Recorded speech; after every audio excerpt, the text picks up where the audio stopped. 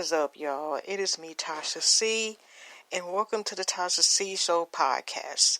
Shout out to my YouTube and podcast fam. You're part of my podcast fam, or you're starting to listen, liking what you're here, and you want to know about this YouTube channel. Go ahead and YouTube search and type in Tasha C TV, and don't forget to subscribe, watch a couple videos, and if you have the time, share. But I appreciate all the support so far that I'm getting hugs and love people in advance, also including who will listen to my podcast and follow me in the near future. Vice versa on my YouTube fam. Or you liking what you're hearing and or seeing, and you want to know where you can find and listen to my podcast, look in the description below, and it should be plenty, links. Well, not links, but actually the places of podcast platforms where I have my podcast, including Speaker. Okay, just to let y'all know, like I said, since I'm using this the Speaker Android app, Creative Studio app, I don't know that's the full term, but you may hear clicks, you may hear notifications, in rare cases you may hear a landline. Some people may be like, "What the hell is that?" But it's actually, still a house phone in the background too with the caller ID. So anyways, just to let y'all know. By the way, I'm including this again. This is volume 19 of our Kings and Queens Next Door, which is just Black History Facts, which, from the past, currently what's happened. And today's February 19, 2020. I'm including this. This might be one day, 134, 105, my 366 video journey, which is just for new people, who are listening. This is something I created last year, my birthday, and plan on doing exactly October 8th of this year, the same thing on my birthday. Then there'll be my last, day of this YouTube series I started to create, which is, it could be anything from podcasts, talk about any subjects and so forth, and just basically creating a video and or podcast / day. And so it also helps me get, used. Sorry, y'all. That was sound effects. That was the blinds. Anyway, let's get into it. It's kind of sad because I'm sadly able to report, unfortunately, on another young soul who has gone too soon. And I found this information earlier. First of all, if you're not familiar with this young man who's a rapper, he was an upcoming rising rapper artist by the name of Pop Smoke, and condolences to his family. It just let rest have, but I just wanted to talk about it first because it's unfortunately this, like I said, it'll be a whole year of next month that the passing of Nipsey Hussle has passed away and was murdered. And unfortunately, it's this the same thing with this young man. Okay, my other articles. Usually I either go to Instagram and or websites. So I'm going to talk about this young man first. Okay, from the Jasmine brand Instagram, very sad news. Rapper Pop Smoke is dead. According to reports, he was shot and killed in what appears to be a home invasion in his house in Hollywood Hills. We send our condolences to his family and friends. Okay, like I said, this is just a lot. I thought I put some of this in here. I put it in a different section. Just give me a moment, y'all, because I thought I had all of it in here. Okay. The Shade Room, I will try to see if they had any little bit more information about it. Yes, they did. Okay. Roommates, we are sad to report that 20-year-old Pop Smoke was shot and killed in a robbery at his home Wednesday morning. According to TMZ TV, two men broke into the Hollywood Hills home he was in and wearing hoodies and masks around 4:30 a.m. The four men reportedly fired multiple shots and struck Pop Smoke, critically wounding him.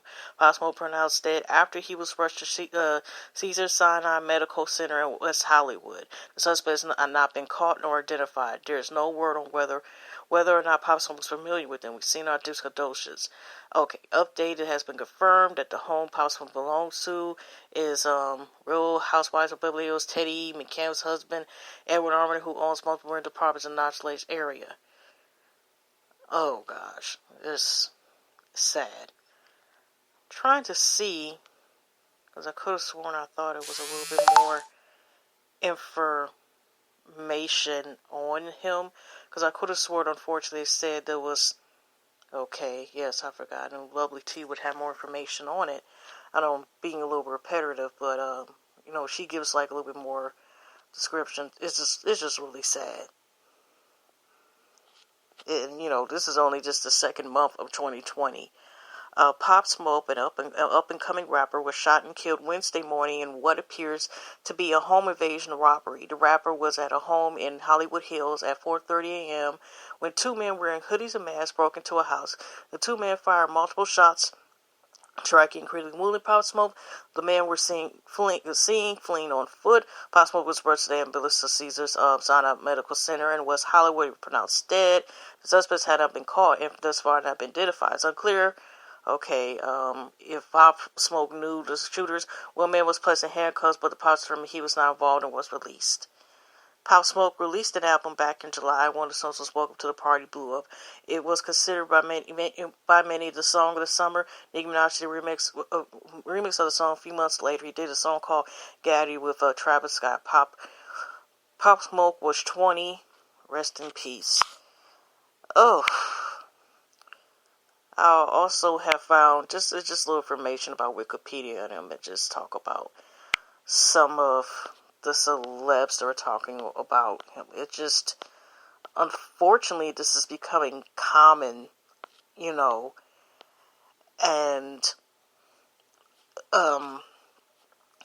it just said I had to start off with the Black History facts, talking about for another young black man who, unfortunately, it's just really sad. It's passed away due to people worried, like they want something so bad that they're willing to take someone's life in order to get something. Just okay. Alright, Wikipedia, I'm just going to read a little bit about him. Okay, Pop Smoke, Wikipedia. Bashar, I don't know, pronounce his middle name, Michael Jackson. He was born July 20, 1999, and passed away today, which is February 19, 2020. Professionally known as Pop Smoke, was an American rapper and songwriter. He was signed to Victor Worldwide and Republic Records.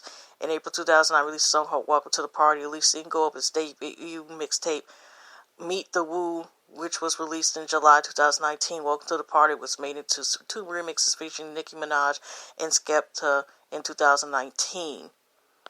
In 2019, featured American rapper Little TJ on his single "War." In December 2019, featured American Cowboy on his single 100K on a coupe, and also collaborated with American rapper Travis Scott a few weeks later on the song "Gaddy." Scott and his Cactus Jack members compilation album Jack Boys 2019.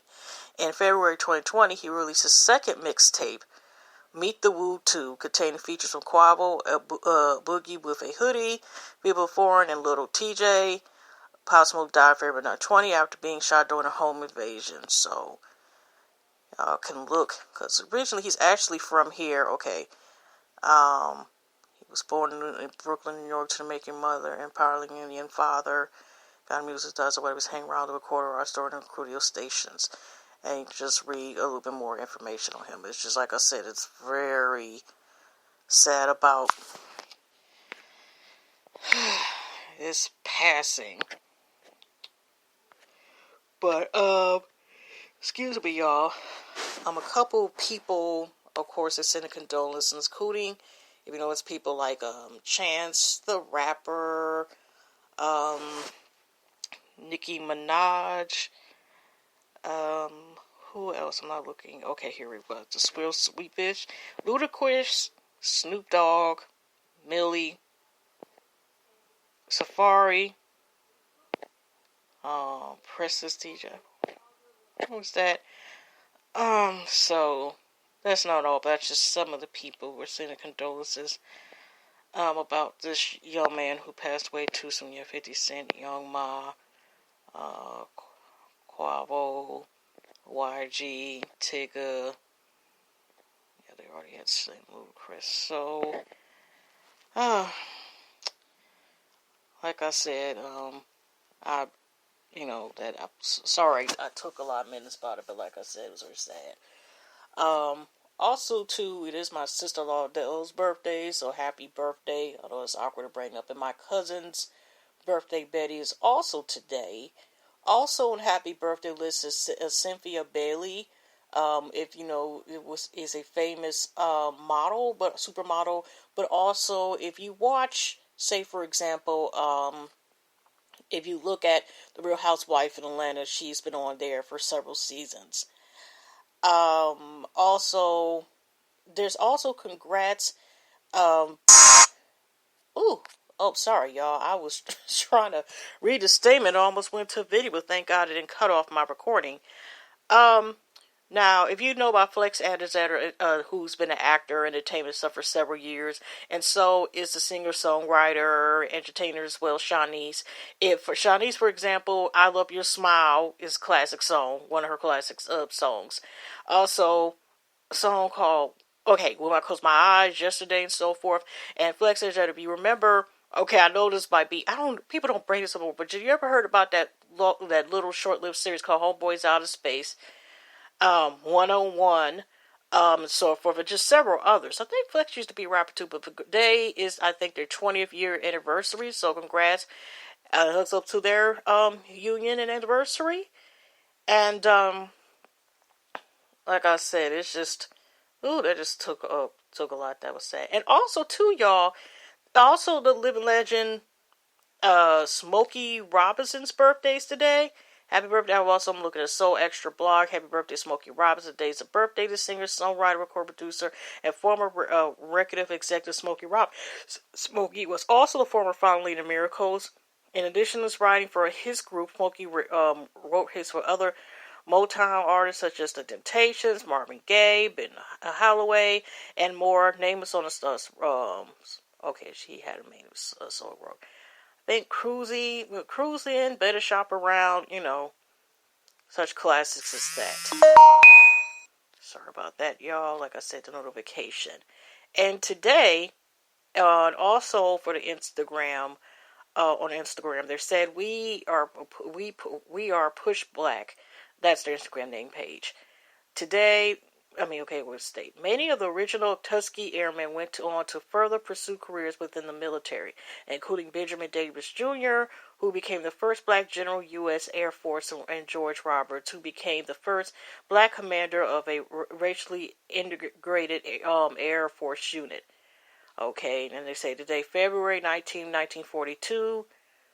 Okay, there's a little more information I got right here. On this date, the Tuskegee Airmen, the first black flying military unit, was initiated into the armed forces. The man powered through racism fueled by Jim Crow era laws and flew over 15,000 missions, earning more than 150 distinguished flying crosses for their services during World War II. Okay. And also, I already had seen this. Oh, this is a little bit more information, but it's kind of the same thing, so I won't repeat it. Okay. Also, too, if y'all didn't know about the game, this is from the site again. Also, it's on more information, and it's also on the site, the Instagram page. OLMECIAN, Terrence C. Carlton, and still a wonderful actor. One of the things you remember about him is the original Friends TV show, Living Single. Okay. Terrence C. Carlson was the original voice for the Carlos of the God of War trilogy. And that's, okay, their Black History He also, let's say, he was Carl Barker on Living Single. And he also he had the voice. So if y'all are into video games like that, I haven't been there 7 years. He was the voice of this character of the God of War trilogy. Okay, that's dope to know. Okay.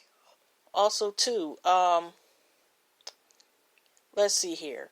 On Black History, Oregon's, okay, that's the picture. On February 19th, 1919, the first Pan-African Congress was organized by W.E.B. Du Bois and Ida Gibbs Hunt's wife of U.S. Consul William Henry Hunt, who was at the time working at the American Consulate in St. Anne, France. The Pan-African Congress was a series of 8 meetings held around the world between 1900 to 2014. Delegates attend meetings to address the effects of colonization in African countries and to advocate for the civil rights of Africans through international cooperation.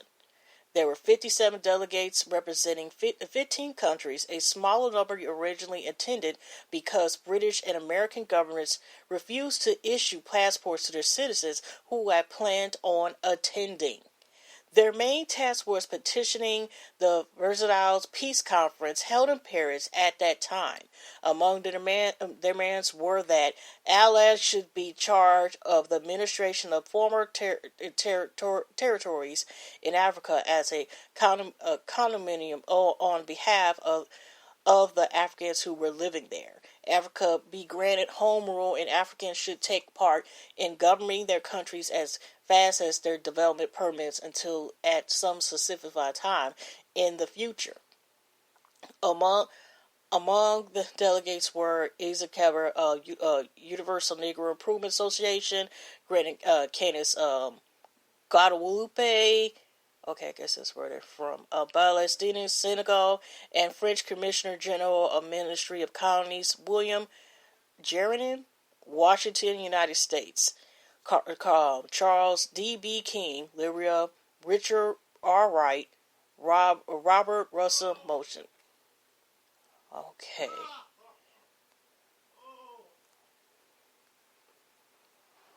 Alright. Let's go. How much time here?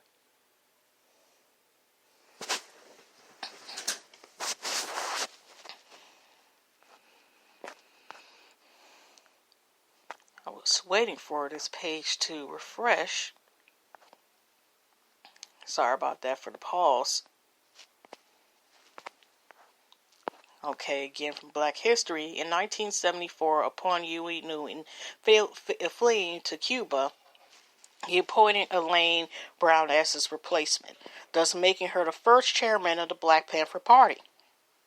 Elaine said of a challenging experience, a woman in the Black Power movement was considered best irrelevant.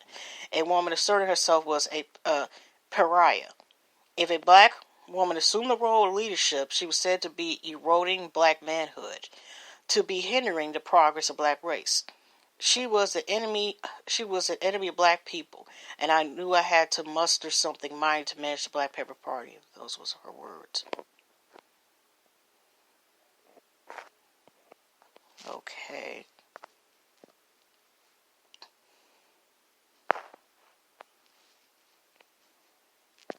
Let's see. Hopefully it doesn't. Second time it did that. Okay. Won't be using that one. Okay. This is going to be long, but let's see here. This is from Black History again.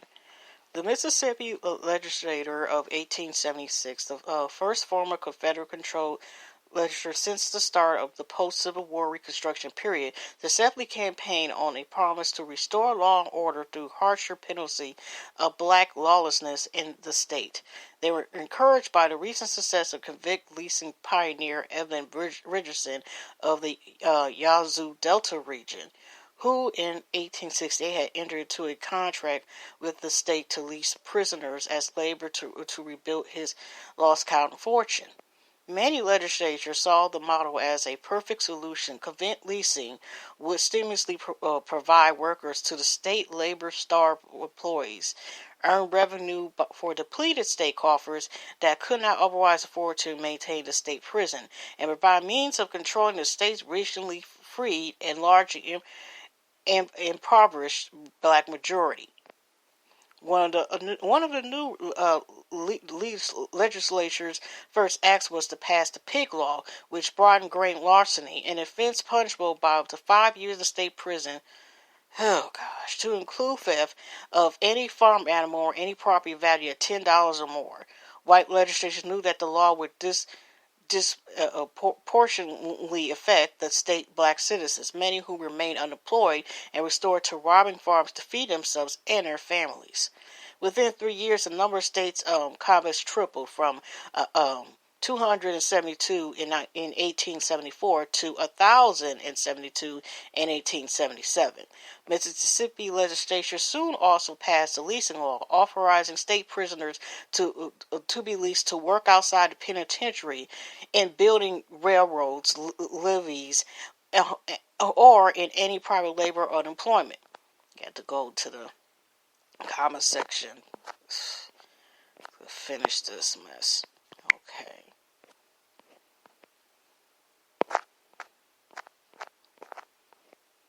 Okay. The law formally codified the practice of convict leasing, and the legislature soon proceeded to lease more than 1,000 of its prisoners, the vast majority of them black, in contrast to state employees across the state. Convicts leased to private employers regularly did hard, dangerous work in appalling conditions, sleeping on bare ground and often wearing nothing more than the tattered clothing in which they arrived. Like masters over slaves, employers had broad authority to whip convicts for offenses such as slow hoeing, sorry planting, and being light with cotton. Those who tried to escape were whipped until blood ran to their legs, and sometimes even had metal spurs riveted to their feet. Under the lease system, employers had little incentive care for the convicts. If one dropped dead of disease or exhaustion, a replacement was easily obtained from the local jail. Before the war, we owned the Negroes. One Southern employer explained in 1883, if a man had a good slave, he could afford to take care of him. If he was sick, get a doctor. But these convicts, we don't own them. One dies, get another. Oh, this is just horrendous. In the 1800s, the annual mortality rate of Mississippi convict population was sometimes as high as 16%. Oh, gosh. That's just disturbing, disgusting. Okay, let's just go. Okay, let me go to a couple facts. So much 20, because I always try if I can. I don't want to leave, like, on, like, a negative or, like a sad fact or history. Yeah, sad history fact. Okay. No, that wasn't trying to go to that. I accidentally slipped. Okay. I think on bibliography.